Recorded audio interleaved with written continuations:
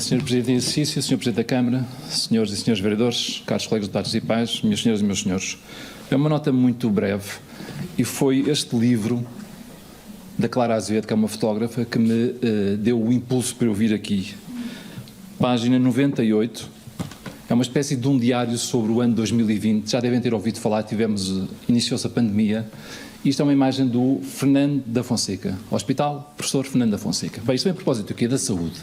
Meus amigos, nós temos que perceber que as nossas elites têm que puxar pelo conselho. É que nós precisamos puxar pelo conselho. E nós podemos acusar de tudo o Sr. Presidente. Eu podia acusá-lo de ele ser demasiado rijo nas suas intervenções contra o Governo a favor do município. Agora, se há tema sobre o qual nós temos de falar de outra forma, é sobre a saúde. Desculpem lá. Durante os últimos 12 anos, o PSD conseguiu a proeza de construir 2 centros de saúde. 1, São Marcos, 2, Massamá. Lembram-se quanto tempo teve o centro de saúde de Massamá fechado sem poder abrir? Lembram-se? Vocês lembram-se? Nós estamos a fazer uma revolução. Nós, o município, não o Dr. Basílio Horta, não é o Partido Socialista, é o município. Porque nisto também teve intervenção o Dr. Paulo Macedo, também teve intervenção o Governo do Dr. Passos Coelho, também teve intervenção o Dr. Eduardo Quintanova, também teve intervenção o Dr. Alberto Campos Fernandes, a Dra. Marta Temido e por aí fora. É um município. Portanto, se nós não criamos consenso sobre assuntos, como é que os vamos resolver? Como? Prometeu médicos de família. E bem, eu queria perguntar aqui, quem é que é o utente dos centros de saúde do município? Eu também. Desde que cá estou, no Conselho, porque não sou nascido e criado no Conselho de Sintra, sou lisboeta, nascido e criado em Lisboa, estou cá desde a segunda metade do século XX, anos 90. Portanto, e acompanho o Conselho dessa forma. A minha primeira médica de família chamava-se doutora Paula Menezes, Centro de Saúde de Sintra. Depois tive anos sem ter médico de família. Voltei a ter agora doutora Cristina Bocancheia, aqui no Centro de Saúde de Sintra. É onde vou. Ainda este mês lá tive. Usufruo. Porque eu não quero que o sistema seja só para quem não tem opção.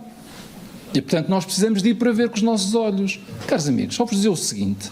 Em todos os centros de saúde, nós temos consultas, ditas consultas de agudo. Ninguém, mesmo que não tenha médico de família, que fica sem consulta. Perguntem ao Dr. Eduardo Quintanova,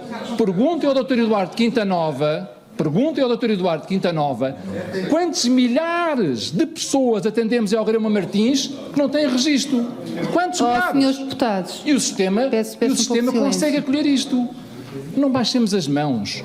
Não temos médico de família para todos, designado, é verdade. É um objetivo do Sr. Presidente e do município, e acho bem. O Primeiro-Ministro do país já falou sobre o assunto. É que isto é uma fábrica de fazer médicos de família. É triste, mas é verdade. Durante muitos anos, restringimos a formação. Lembram-se a epopeia que a Católica teve para formar a faculdade. Conhecem todos, não vamos falar sobre isso, pois não. Agora, o que eu queria pedir é deixar um apelo. Unam-se em função de objetivos comuns para o município. Termos uma melhor saúde implica termos melhores equipamentos. Estamos a dar esse passo que vai ficar para sempre na história, não há memória no país. Ponto. Agora vamos tratar do resto, mas vamos pôr seriedade na discussão. Obrigado. Obrigada, Sr. Deputado Paulo Marques. Tem a palavra o Sr. Presidente. Muito obrigado. Bom, eu agradeço a intervenção do Paulo Marques. Só me merece uma pequena reflexão. Diz que eu costumo ser rijo em relação ao Governo. Bom, uma pequena reflexão. Eu participei na Constituinte na formulação da autonomia do poder local. Participou o Jorge Miranda, participou o professor Marcelo Rebelo de Sousa, participei modestamente, e a autonomia do poder local é exatamente essa. Não é uma questão de ser rijo ou não rijo. O que nunca me podem acusar a mim enquanto aqui estiver é de ser subserviente, seja a que poder for ou a que partido for, prejudicando ou não dando atenção aos interesses da nossa gente e do nosso território. Isso é claro. E é isso que fique muito claro. Ou seja, eu entendo a autonomia do poder local precisamente assim.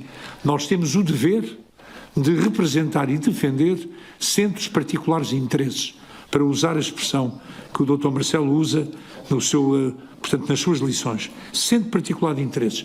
E isso tem que ser feito erga omnes, ou seja, contra seja quem for. Seja quem for. Quando os nossos interesses que temos o dever de representar não são acautelados, são prejudicados ou são desconhecidos, nós não podemos deixar de lutar por eles. É evidente que o único limite é o chamado interesse nacional, obviamente. Isso não está em causa.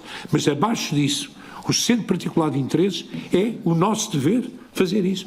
E daí o que decorre, Paulo Marques, desse princípio é de uma importância enorme. Na Associação Nacional de Municípios, por exemplo, é de uma importância enorme.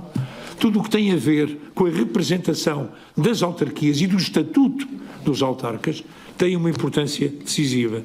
Por isso eu agradeço-lhe a sua referência a risco para o Governo. Risco para o Governo e risco para aquilo que for, que eu tenha que defender os interesses que a Constituição entendeu pôr a meu cargo. E isso faço com gosto e com prazer. Muito obrigado pela sua intervenção. Obrigada, Sr. Presidente. Tem agora a palavra